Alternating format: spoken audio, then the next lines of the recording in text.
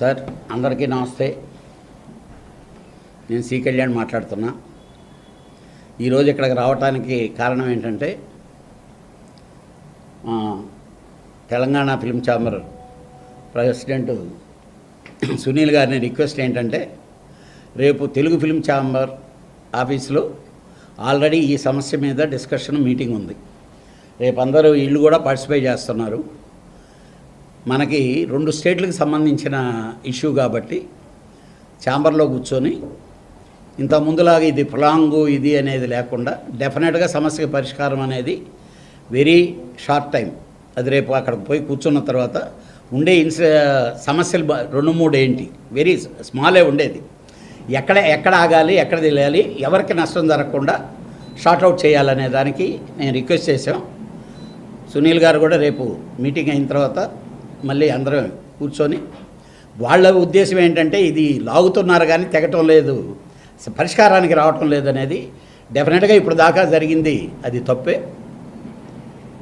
గురువుగారు దాసనారాయణరావు గారు ఎప్పుడో 2011లోనే ఒక షీట్ తయారు చేశాం.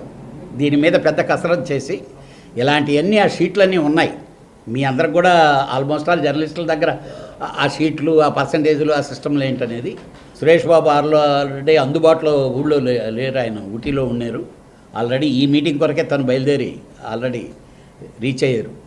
రేపు మార్నింగ్ 11 o'clock మాత్రం ఫస్ట్ స్టెప్ ఈ పరిష్కారానికి ఎక్కడి నుంచి ఎక్కడ వెల్లింగ్ చేయాలి, ఎక్కడ కట్ చేయాలి, ఏ విధంగా చేసి ఇద్దరికీ నష్టం లేకుండా చేయాలనే దాన్ని మాత్రం డెఫినెట్గా చేసి పర్సంటేజ్ సిస్టమ్ రావాల్సిందనేది వాస్తవం. ఎందుకంటే ఆల్ ఓవర్ ఇండియాలో ఈ 2 కర్ణాటకను మన తెలుగుకి తప్ప కర్ణాటకలో కూడా సగం లేదు, అన్ని స్టేట్లలోనూ ఉంది.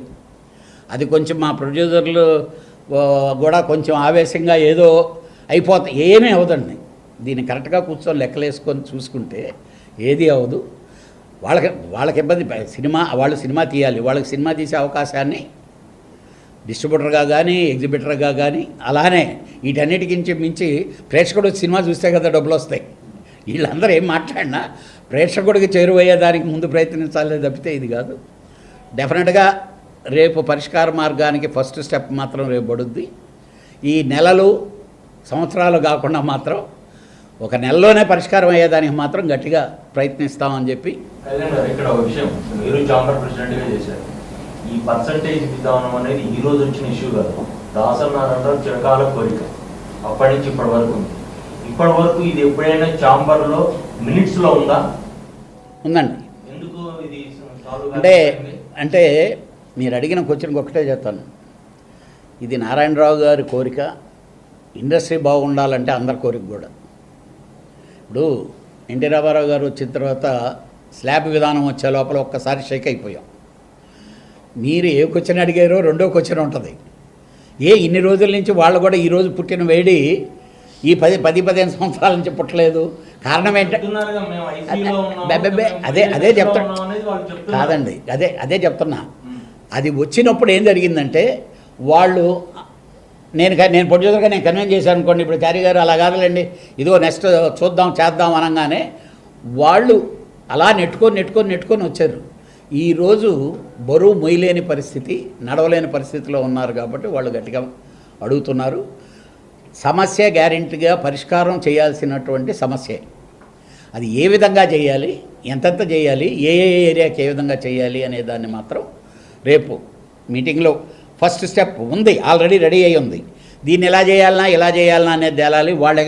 వాళ్ళ ఫీలింగ్స్ వాళ్ళు ఇది ఎక్స్ప్రెస్ చేయాలి. ఎగ్జిబిటర్లు అలాగే డిస్ట్రిబ్యూటర్లు. ప్రొడ్యూసర్ అనేవాడు ఫస్ట్ ఆఫ్ ఆల్ తన సినిమా తీస్తే ఆ సినిమా బయటికి వెళ్ళేదానికి థియేటర్ లేకపోతే నేను వెళ్ళలేను కదా. ఇక్కడ ఇంకొక పాయింట్ అడుగుతాను. సింగిల్ థియేటర్లో ఒక థియేటర్లో ఫెసిలిటీస్ బాగున్నాయి, ఈ థియేటర్కి వస్తున్నారు, ఇంకో థియేటర్ రావట్లేదు అంటున్నారు. అదే ప్రసాద్ ఐమాక్స్లో ఒక రకమైన కలెక్షన్ ఉంటుంది, ఏఎంబీలో ఒక కలెక్షన్ ఉంటుంది, సినీ పోలీస్లో ఒక కలెక్షన్ ఉంటుంది. వాళ్ళందరికీ మీరు 50%, 55% ఇచ్చినప్పుడు వీళ్ళకి ఇవ్వడానికి వచ్చిన ఇబ్బంది ఏంటి? ఇది your question is correct question. First of all ఈ సిస్టమ్ని చేసుకొని ఈ సిస్టమ్లు వచ్చినందువల్లనే ఈ థియేటర్కి ఇప్పుడు 24 థియేటర్లు ఉన్నాయండి. ఈయన థియేటర్కి వెళ్ళే లోపల నాకు ఒక పర్సంటేజ్ షేర్లో మాట్లాడుకుంటున్నా, రెంట్ కానీ లేకపోతే ఇది కానీ. ఈయన థియేటర్కి వెళ్తే ఒకటి మాట్లాడుకుంటున్నాను, ఆయన థియేటర్కి వెళ్తే మాను. దీంట్లోనే నువ్వు అడిగిన క్వశ్చన్కి ఆన్సర్లు ఉన్నాయి.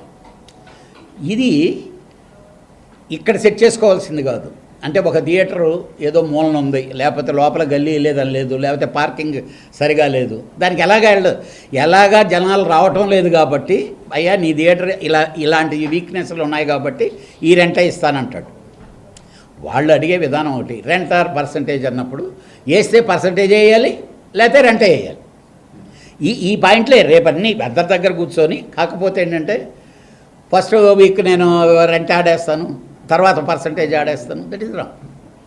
నువ్వు అగ్రిమెంట్ చేసేటప్పుడు రెంట్ ఆర్ పర్సంటేజ్ అన్నావు, దాంట్లోనే ఉండు, దీంట్లోనే ఉండు. లాకి లేదు, ఎమికబుల్గా మీరిద్దరు కూర్చొని మాట్లాడుకుంటే చేయబోయేది ఏమీ లేదు. మీరందరికీ తెలుసు, ఒకప్పుడు చాలామంది నేను పర్సంటేజ్గా ఆడతానని చెప్పి సినిమా హిట్ అయ్యే లోపల రెంట్గా మార్చమన్నాడు. ఈ ఇన్సిడెంట్లన్నీ చూసేసాయి.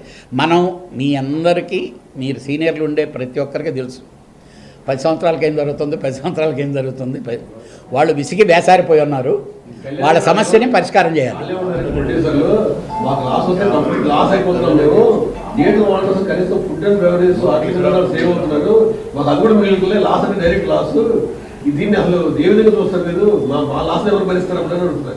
ఇప్పుడు నేను ప్రొడ్యూసర్గా ఫస్ట్ నేను ఎలా బతకాలనేది నేను ఆలోచించుకోవాలి, వాళ్ళు ఎలా బతకాలనేది వాళ్ళు ఆలోచించుకుంటారు.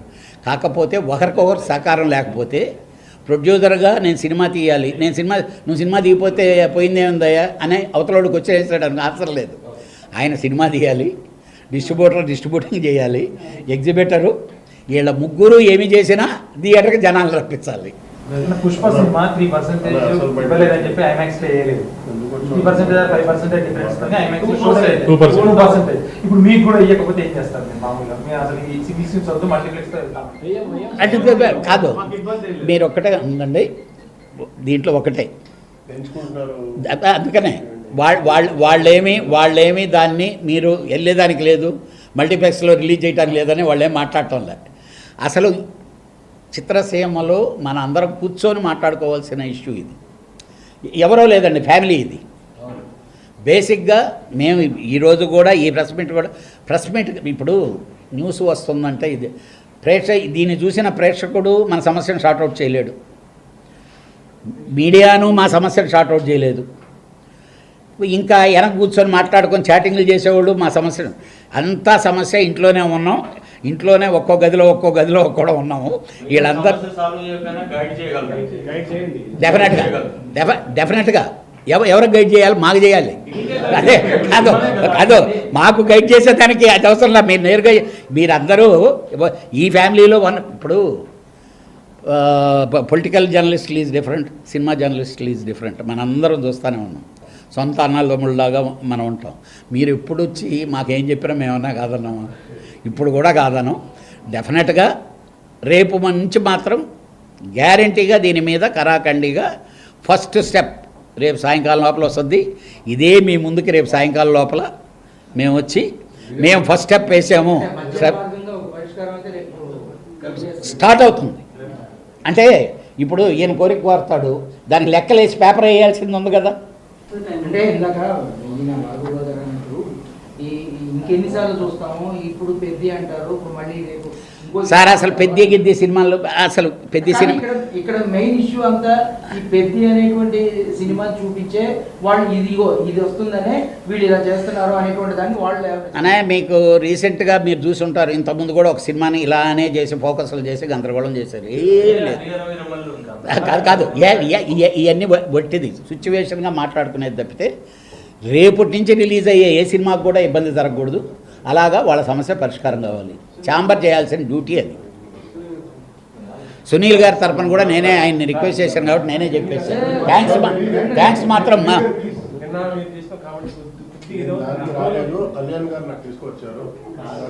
అంటే బేసిక్గా తను నేను ఈ పర్సనల్ నేను కూడా ఇన్వాల్వ్ అయ్యే నేను అందరితో డిస్కస్ చేస్తున్నానండి. ఒక నిమిషం, పర్సనల్ కామెంట్స్ పర్సనల్గా వెళ్ళటం అనేది అవి మిగిలిపోతాయే తప్పితే అది కరెక్ట్ కాదు.